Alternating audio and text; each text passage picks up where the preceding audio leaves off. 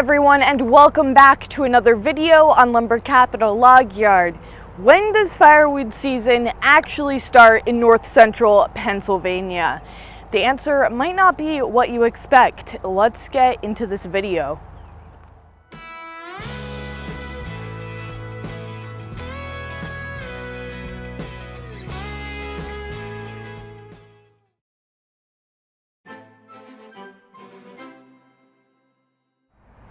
So when does firewood season actually start? Well, for us, it starts right now. And I want to show you guys some of the things that we are doing to get rolling. The boss has been working very hard to get as much wood for firewood in as possible because we need to start stocking up.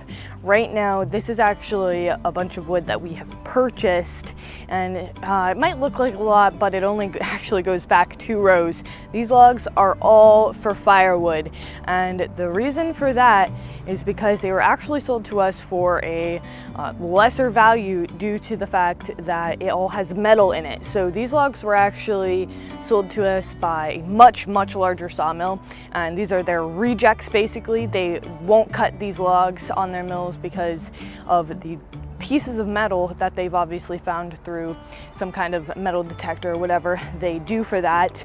And so they sell the logs that they can't mill to places like us who can use it for firewood. This stuff is great for firewood. Look at all this. Imagine if all that was just wasted, right? So we are going to basically cut it up, and I'll show you what it looks like from there. But first, I wanted to show you guys quick. This is just one piece of something we've pulled out of these logs. We've pulled some questionable things out. This one might be more easy to explain than some of the other stuff. But we've just come across some giant pieces of metal in this stuff, and you might be wondering, does that wreck the chain on your chainsaw? And while it definitely can, the profit is more than the loss with that, so it's worth it. This is what the next stage of the process basically looks like.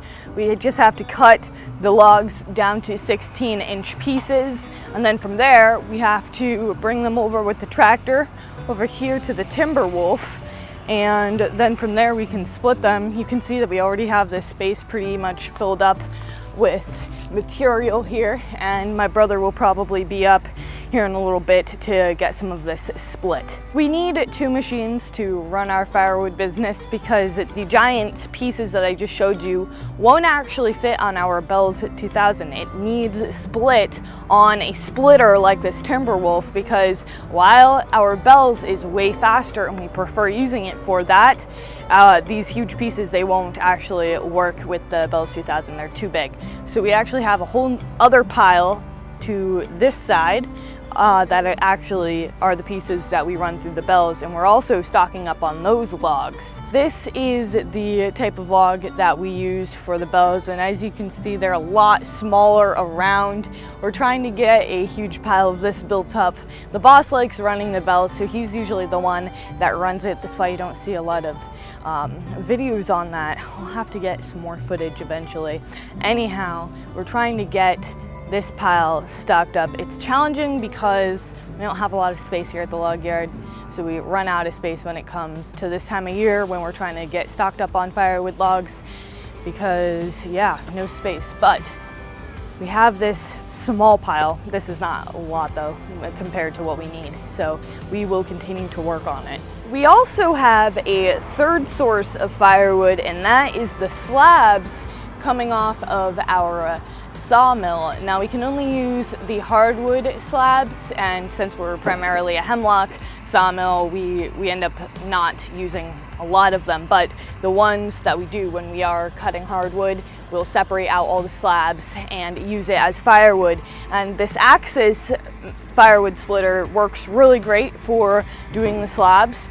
It's a perfect use for this machine. We like using it more than, obviously we can't use the Bells with it. We could use the Timberwolf, but it's a lot more of a hassle. Like I said, this is the best one to use for it.